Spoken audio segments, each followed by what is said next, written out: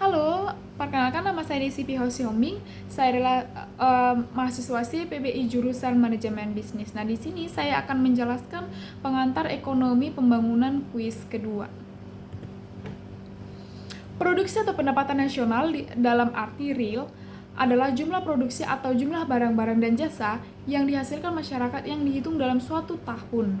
Nah, jumlah produksi dalam arti real di sini berarti bahwa produksi atau pendapatan nasional itu bukanlah dalam arti moneter atau jasa dasar harga berlaku, tetapi telah diperhitungkan atau dikoreksi dengan menilai kembali dengan perubahan harga atau indeks harga atau price index yang didasari pada suatu tahun dasar base year tertentu, yaitu pada harga normal, yaitu sebelum terjadinya inflasi, dan dipakai sebagai patokan. Selanjutnya dinyatakan bahwa dalam menentukan pembangunan ekonomi suatu negara tidak hanya ditentukan oleh kenaikan pendapatan nasional dalam arti real saja, tetapi juga dengan memperhitungkannya dengan faktor pertumbuhan penduduk. Jika kenaikan real national income itu diimbangi dengan atau relatif sama dengan pertambahan penduduk, nah maka itu berjumlah berarti terjadi pembangunan ekonomi atau kenaikan tingkat hidup masyarakat. Juga seandainya real national income yang relatif kecil daripada pertambahan penduduk, bukan pula berarti terjadinya pembangunan ekonomi. Malahan di sini berarti terjadi kemunduran ekonomi. Nah, jadi pembangunan ekonomi itu baru dapat terjadi bila mana kenaikan real national income atau relatif lebih besar daripada pertambahan penduduk, hubungan antara pendapatan nasional dalam real. Nah, dengan jumlah penduduk ini adalah bersangkutan dengan pengertian real per capita income, yaitu pendapatan rata-rata per jiwa dalam arti real.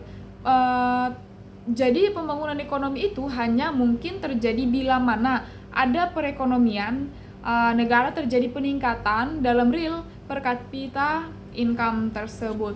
Nah, faktor yang lain harus juga diketahui untuk menentukan apakah ada atau tidaknya pembangunan ekonomi suatu negara ialah faktor jangka panjang, long period of time, yaitu bahwa kenaikan real national income atau real per capita income tersebut harus berlangganan lama, tidak hanya terjadi dalam jangka pendek saja.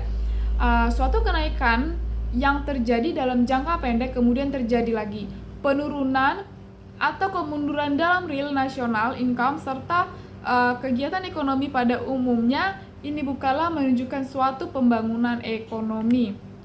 Nah, yang dapat terjadi pada suatu gelombang konjungtur atau business scale daripada tingkat real national income dan kegiatan ekonomi pada umumnya, dan karena jangka pendek itu menurut Mayer dan Baldwin dalam suatu gelombang konjungtur yang besar dapat berlangsung selama 6-13 tahun, maka menurut mereka yang perlu diteliti atau dilihat ialah tendensi atau tren keseluruhan daripada beberapa gelombang konjungtur tersebut. Dan untuk kita perlu mengambil langkah jangka atau puluhan tahun, sekurang-kurangnya 25 tahun.